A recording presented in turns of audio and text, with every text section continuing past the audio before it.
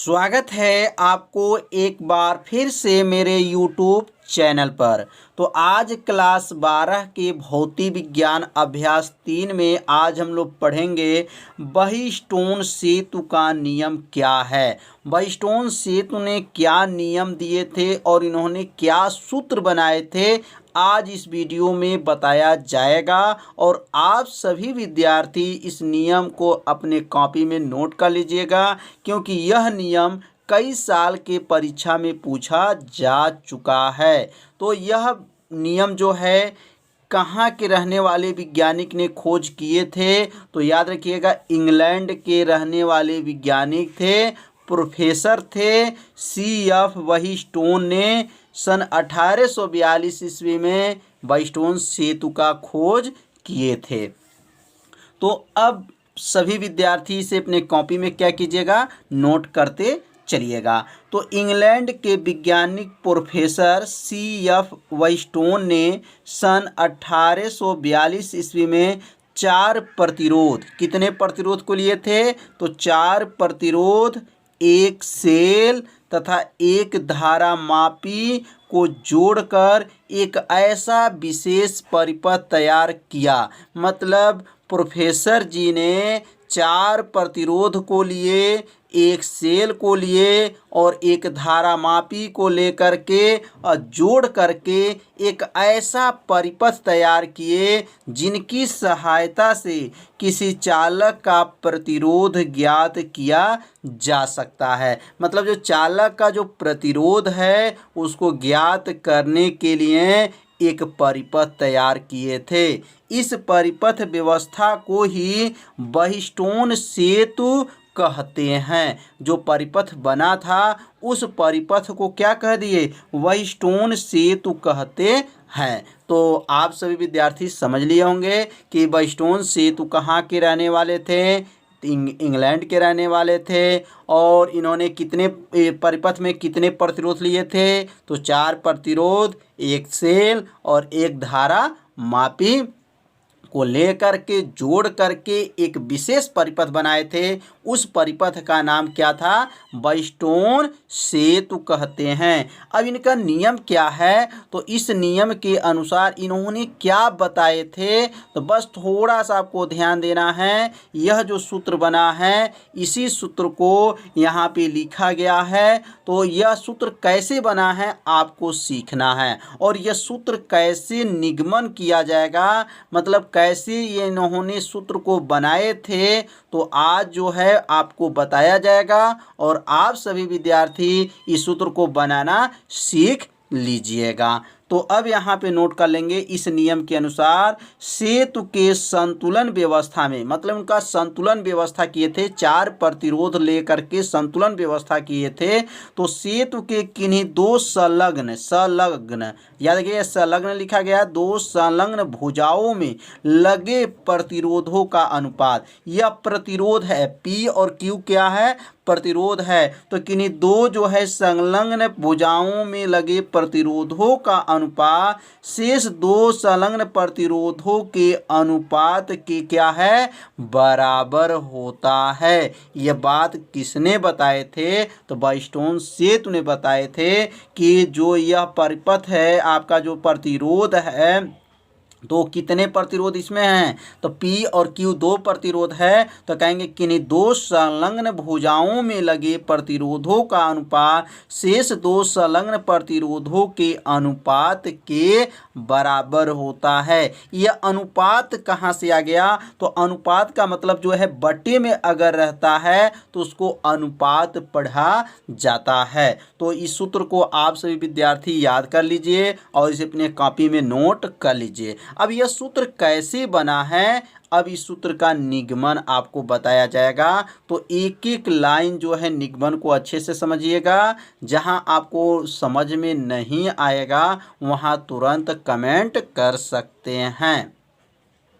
अब यहाँ नोट करेंगे कि बहिस्टोन सेतु का सूत्र का निगमन। मतलब बहिस्टोन सेतु ने जो सूत्र बनाए थे भी P/Q बराबर R/S, यह कैसे बना था इसका निगमन किया जाएगा। तो परीक्षा में जो है प्रश्न को बदल दिया जाता है। अब इसका दूसरा प्रश्न क्या आता है परीक्षा में, तो किरचॉफ की सहायता से बहिस्टोन सेतु को संतुलित अवस्था में प्रतिरोध के बीच संबंध स्थापित कीजिए। तो यहाँ दो प्रश्न आपको बताया गया है, दोनों प्रश्न का उत्तर जो है एक ही होगा। यहाँ नाम रख दिया गया किरचॉफ का नियम और बहिस्टोन सेतु, दोनों लोग का नियम की सहायता से जो सूत्र बना है P/Q बराबर R/S, ये कैसे बना है अब इसका निगमन किया जाएगा। तो पहले हम लोग चित्र के बारे में समझेंगे। यह जो चित्र बना है इसमें 4 प्रतिरोध लगा है और ये 4 प्रतिरोध को किस क्रम में जोड़ा गया है,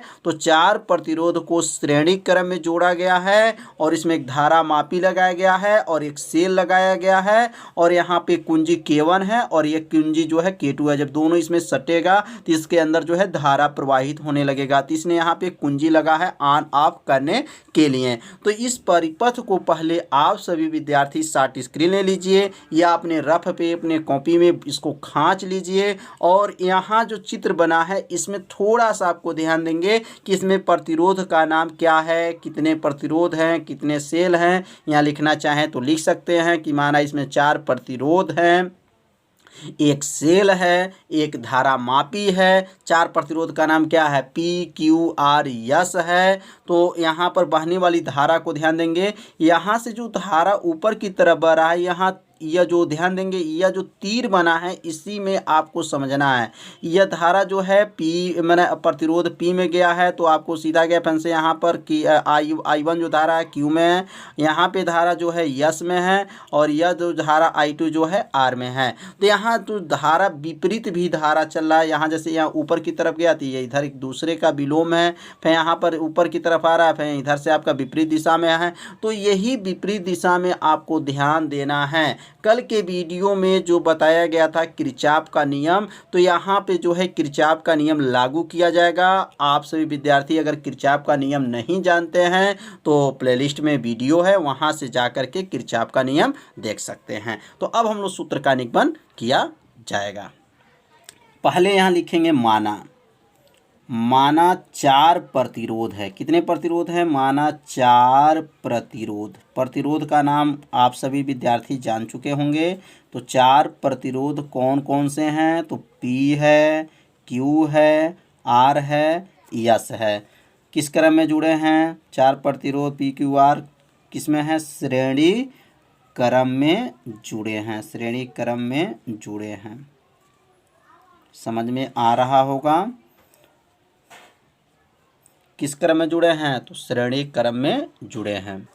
अब यहाँ पे जो है बंद पास जो है, बंद पास का नाम, या आधा को पहले नोट करेंगे उसके बाद से आधा। तो आधा का नाम थोड़ा सा याद रखेंगे, इसका नाम A B और ये क्या है D A, मतलब आधा का नाम हो गया A B D A हो गया। और आधा का क्या नाम हो जाएगा, तो इसका नाम हो जाएगा B और यहाँ होगा C D B हो जाएगा। तो इसमें आधा आधा जो है प्रयोग करेंगे, पहले आधा जो है खंड का और आधा पहले एक खंड का मतलब प्रयोग करेंगे। तो यहाँ लिख सकते हैं बंद पास,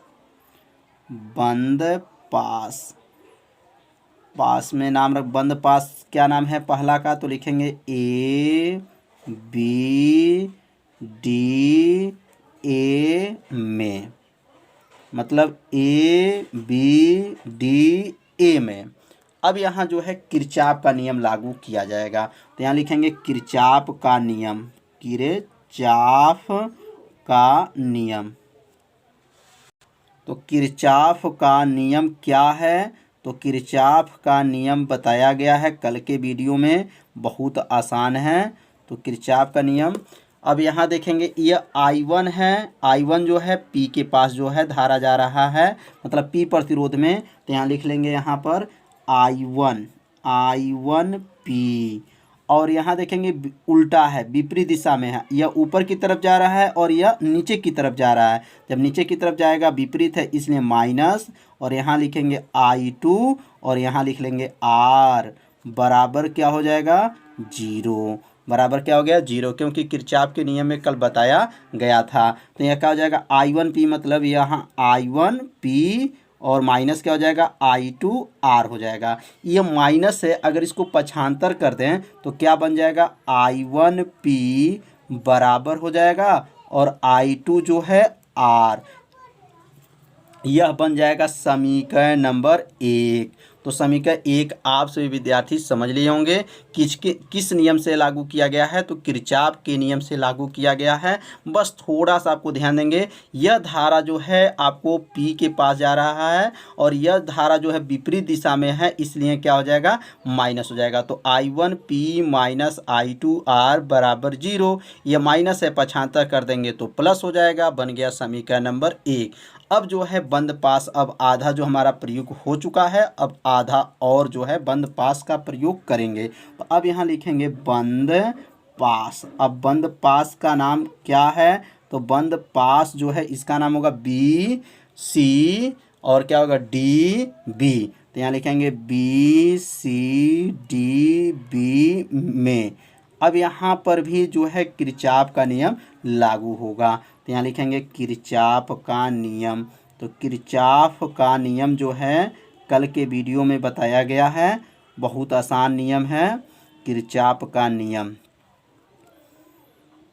अब यहाँ जो नियम क्या बनेगा, अब देखेंगे यह जो है I1, यह I1Q है, मतलब यह I1Q हो जाएगा। और यहाँ देखिए धारा जो है विपरीत है, यह चिन्ह को ध्यान देना है। चिन्ह जो ध्यान देंगे, ये इधर की तरफ आ रहा है और यह इधर की तरफ है। तो यहाँ क्या लिखेंगे, तो यहाँ लिखेंगे I1Q माइनस I2 क्या होगा यस बराबर क्या हो गया 0 हो गया। अब यहाँ जो है माइनस जो चिन्ह है उसको क्या कर लेंगे, पक्षांतर कर लेंगे। जब पक्षांतर करेंगे तो क्या बनेगा I1Q बराबर हो जाएगा I2 यस हो जाएगा। अब यह बन गया समीकरण नंबर 2। समीकरण 1 और समीकरण 2 आप लोग को अच्छे से समझ में आ गया होगा, बहुत ही आसान है, बस थोड़ा सा आपको ध्यान देना है। अब क्या करेंगे, समीकरण 1 में समीकरण 2 से भाग कर देंगे। तो यहाँ नीचे लिख देंगे समीकरण 1 भागा समीकरण 2 से, मतलब दोनों में जो है समीकरण 1 और समीकरण 2 से क्या कर देंगे भाग कर देंगे, समीकरण 2 से कर लेंगे। तो भाग कैसे दिया जाएगा, तो समीकरण 1 क्या है, तो समीकरण 1 क्या है I1P था और बटा में क्या हो जाएगा, यह जो हो जाएगा I1Q हो जाएगा बराबर हो जाएगा। और यहाँ क्या होगा I2 जो है R हो जाएगा और यहाँ जो बनेगा I2 जो है यस हो जाएगा। तो यह दोनों समीकरण को क्या कर दिए हैं भाग कर दिए हैं। समीकरण 1 और समीकरण 2 को क्या किया गया भाग दे दिया गया। ऊपर वाला जो समीकरण 1 है और नीचे वाला समीकरण 2 है। अब यह I1 से I1 को I2 से I2 को काट देंगे। काटने के बाद क्या बचेगा, तो क्या बचेगा अब यहाँ पे नोट कर लेंगे। तो क्या बचेगा P बचेगा बटा Q बराबर बचेगा R बटा यस।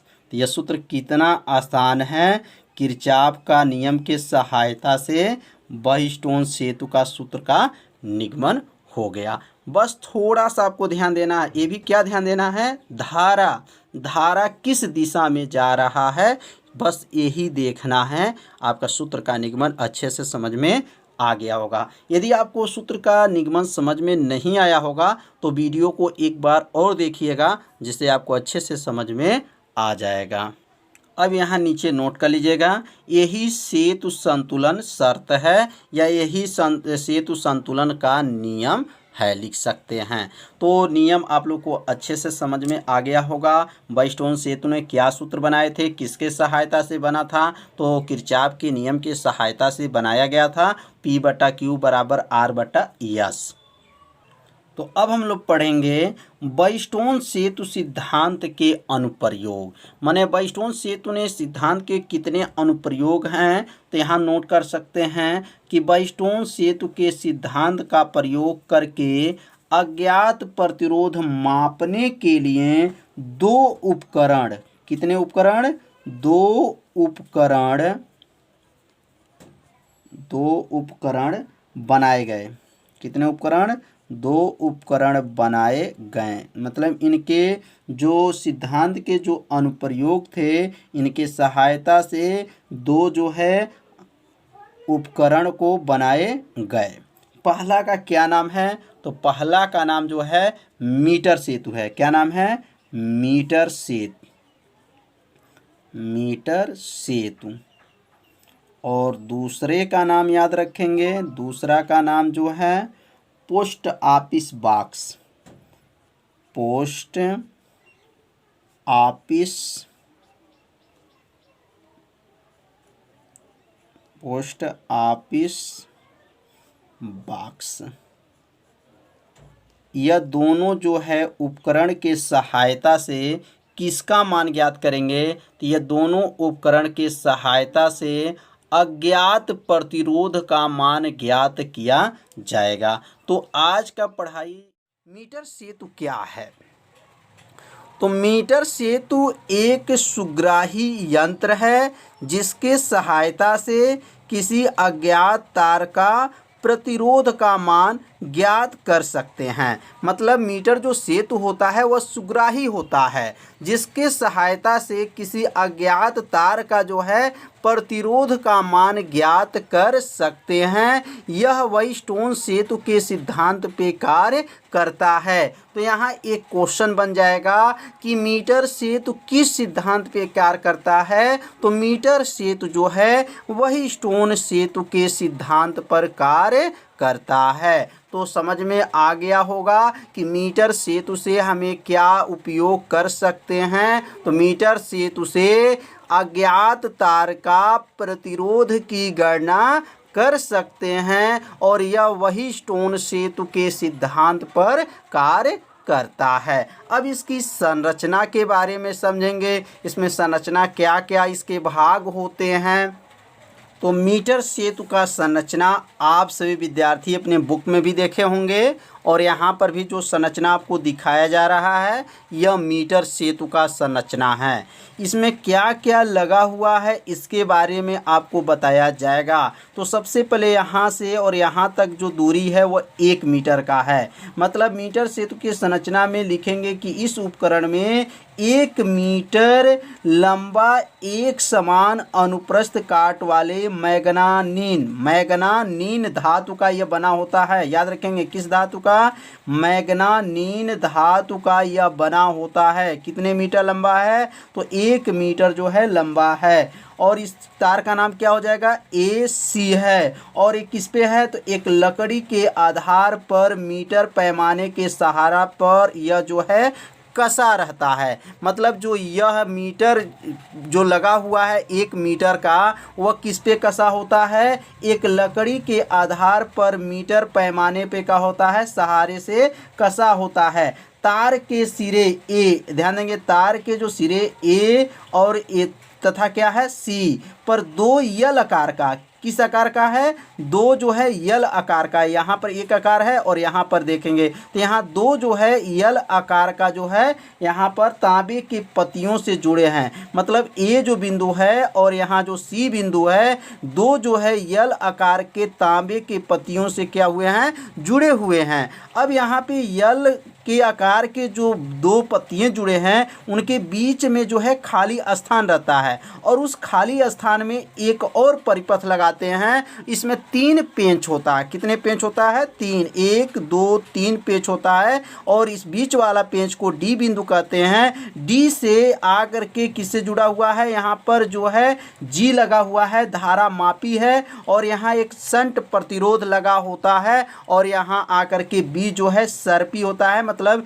इसको सरकने के लिए प्रयोग करते हैं। B के पास जो है ये लगा, इस तार को ला करके जोड़ देते हैं और यह जो है इसमें क्या होते हैं? सर्पी करते रहते हैं, जिसके द्वारा यह प्रतिरोध के तार का जो है क्या है? अज्ञात प्रतिरोध का मान ज्ञात हो जाता है। तो अब इसी के बारे में अब हम नोट कराएंगे और आप सभी विद्यार्थी इसे अपने कॉपी में क्या कीजिएगा? नोट करते चलिएगा।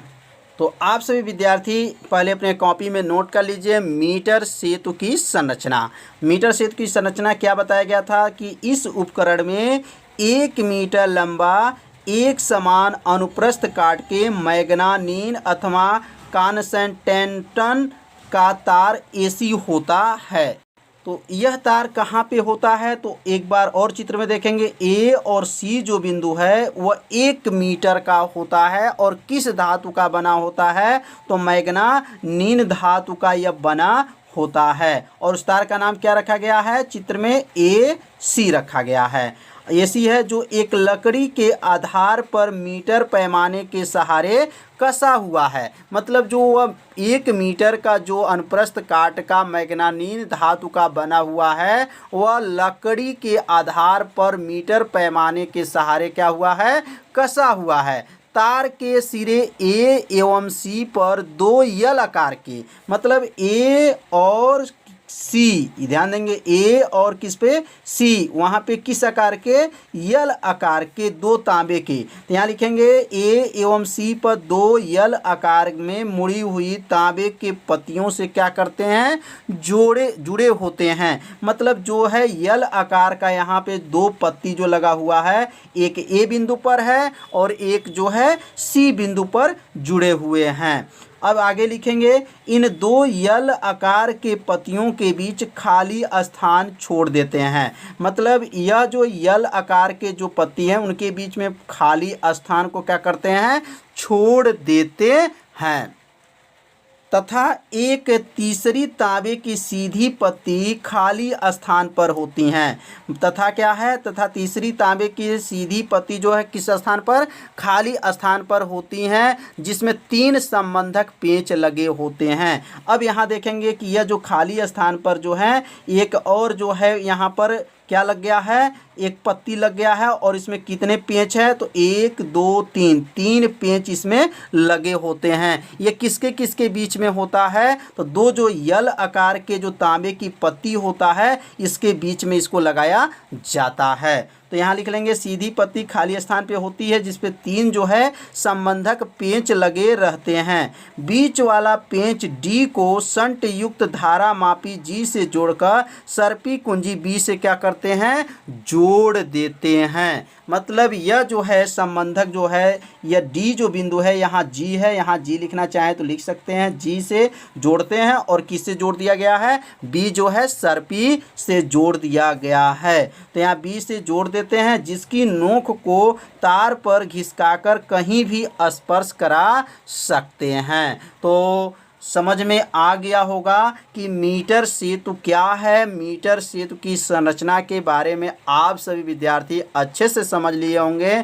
जब इसे अपने कॉपी में नोट कर लेंगे और चित्र को देखेंगे तो आपको मीटर सेतु एकदम आसान लगेगा। इसके जितने भी संरचना हैं आपको तुरंत क्या हो जाएगा, याद हो जाएगा। और इस फिगर को आप सभी विद्यार्थी शॉर्ट स्क्रीन भी ले सकते हैं और आपके पास जो है बुक होगा, बुक में भी ऐसे आपका चित्र बनाया गया होगा तो चित्र वहाँ से भी बना सकते हैं। लेकिन यह जो लिखा गया है यह आपके बुक में ऐसे नहीं दिया गया है। इसको आपको सरल भाषा में बताया गया है जिसको आपको अच्छे से क्या हो जाए, याद हो जाए। तो मीटर सेतु की संरचना आप लोग को अच्छे से समझ में आ गया होगा। तो अब हम लोग पढ़ेंगे मीटर सेतु के सहायता से अज्ञात प्रतिरोध कैसे ज्ञात किया जाता है। तो अब ये सूत्र का निगमन किया जाएगा। तो आप सभी विद्यार्थी सूत्र का निगमन को अच्छे से अपने कॉपी में क्या कीजिएगा,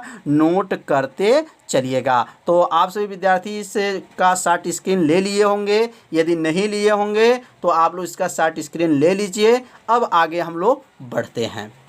अब यहाँ नोट कर लेंगे कि मीटर सेतु के सहायता से अज्ञात प्रतिरोध ज्ञात करने का सूत्र का निगमन। अब यहाँ सूत्र का एक निगमन किया जाएगा, बहुत ही आसान भाषा में निगमन किया जाएगा जिससे आपको अच्छे से समझ में आ जाए। तो यहाँ पे जो है कुछ माना लिखा जाएगा और माना को आप सभी विद्यार्थी अपने कॉपी में क्या कीजिएगा, नोट करते चलिएगा। तो यहाँ पहले इस हेडिंग को नोट कर लीजिए, उसके बाद से जो है माना को नोट करते चलिए। तो यहाँ लिखेंगे कि माना पी प्रतिरोध। अभी चित्र में समझाया जाएगा कि पी प्रतिरोध कहाँ पे है।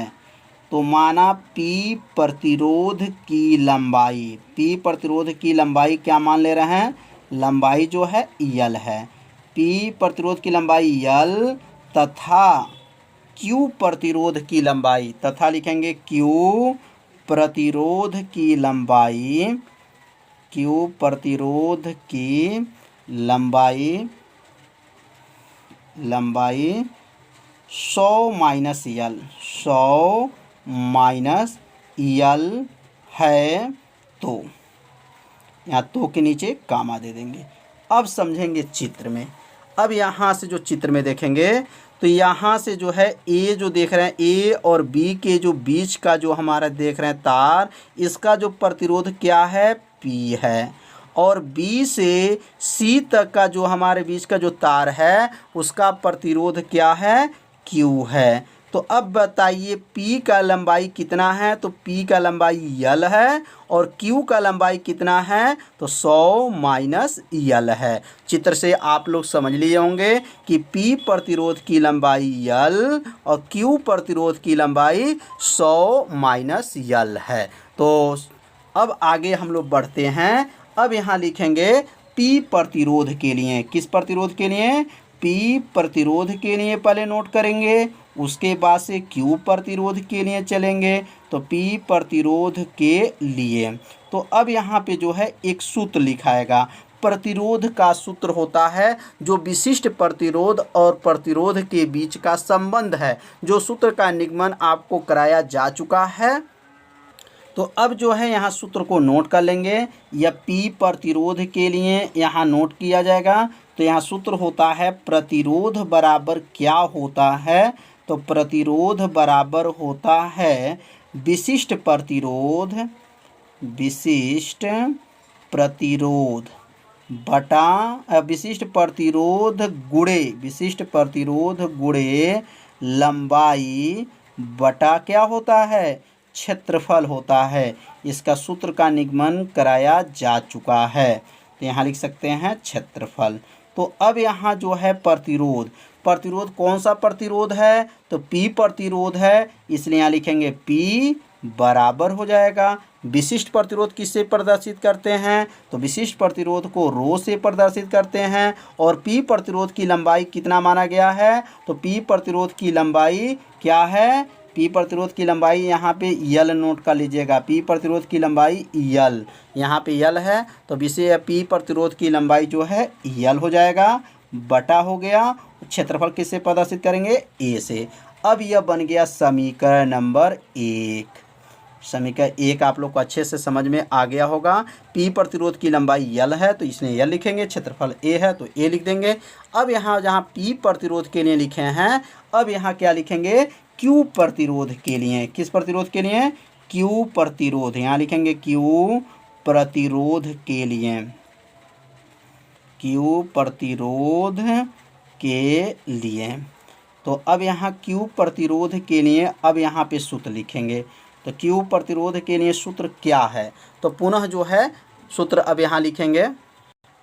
प्रतिरोध बराबर होता है, प्रतिरोध बराबर सूत्र क्या बताया गया है, तो प्रतिरोध बराबर होता है विशिष्ट प्रतिरोध, विशिष्ट प्रतिरोध बटा क्या होता है, विशिष्ट प्रतिरोध गुणे लंबाई बटा क्या होता है, क्षेत्रफल। यह सूत्र को बताया जा चुका है। तो अब समझ में आप लोग को आ रहा होगा।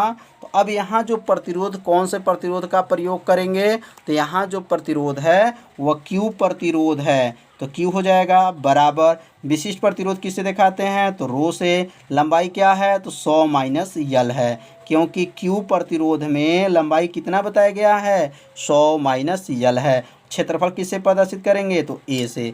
अब यह बन गया समीकरण नंबर 2। तो यहाँ पे जो है P और Q का मान जो है निकल। अब यहाँ नोट कर लेंगे कि बाइस्टोन सेतु का नियम क्या होता है, तो P बटा Q बराबर क्या होता है, R बटा S होता है। तो अब यहाँ जो मान रखेंगे, यहाँ P का मान रख देंगे और यहाँ पे जो मान है Q का मान को रख लेंगे। तो P का मान जो है समीकरण 1 में निकला है और Q का मान जो निकला है वह समीकरण नंबर 2 में निकला है।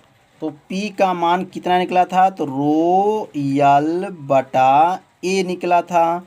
और Q का मान कितना निकला है, तो रो कोष्टक में 100 माइनस L बटा क्या है, A है, बराबर क्या है, तो R बटा S। अब इसमें क्या कट जाएगा, तो यहाँ पे ध्यान देंगे, रो से रो को काट देंगे, ए से ए को काट देंगे, तो क्या बचेगा, तो ऊपर जो बचा L बटा नीचे क्या बचा है 100 माइनस L बराबर हो गया R बटा S। समझ में आ रहा होगा।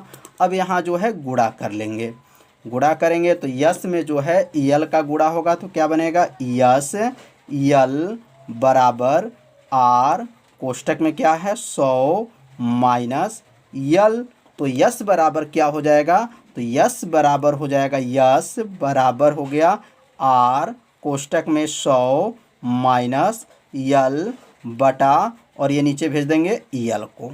तो यह जो मान निकल गया यह किसका है, किसी तार का जो है प्रतिरोध का मान निकल गया। तो सूत्र का निगमन आप सभी विद्यार्थी अच्छे से समझ लिए होंगे कैसे इसका निगमन किया गया। तो अब इसके नीचे लिख सकते हैं कि इस सूत्र से अज्ञात प्रतिरोध का मान ज्ञात किया जा सकता है। तो आप सभी विद्यार्थी समझ लिए होंगे मीटर सेतु क्या है, और मीटर सेतु से जो है अज्ञात प्रतिरोध का मान ज्ञात करने का सूत्र का जो निगमन किया गया है अच्छे से समझ में आ गया होगा। अब हम लोग पढ़ेंगे पोस्ट ऑफिस बॉक्स क्या होता है।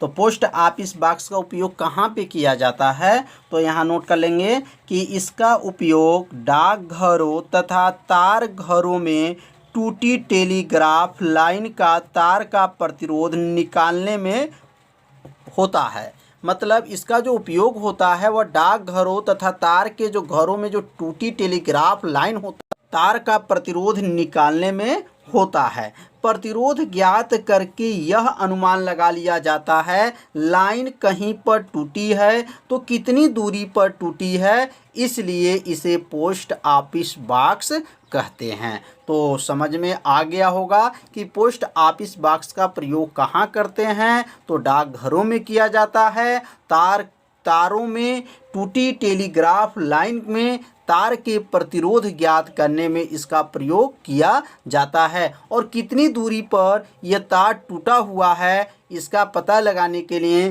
किसका प्रयोग करते हैं, पोस्ट ऑफिस बॉक्स का प्रयोग किया जाता है। तो आज का पढ़ाई कैसा था आप सभी विद्यार्थी जरूर कमेंट कीजिएगा, वीडियो को लाइक कीजिएगा। यदि मेरे चैनल पर आप पहली बार आए होंगे तो मेरे चैनल को सब्सक्राइब और घंटी दबाना जो है मत भूलिएगा। तो मिलते हैं अगले भाग में, तब तक के लिए सभी विद्यार्थियों को नमस्कार।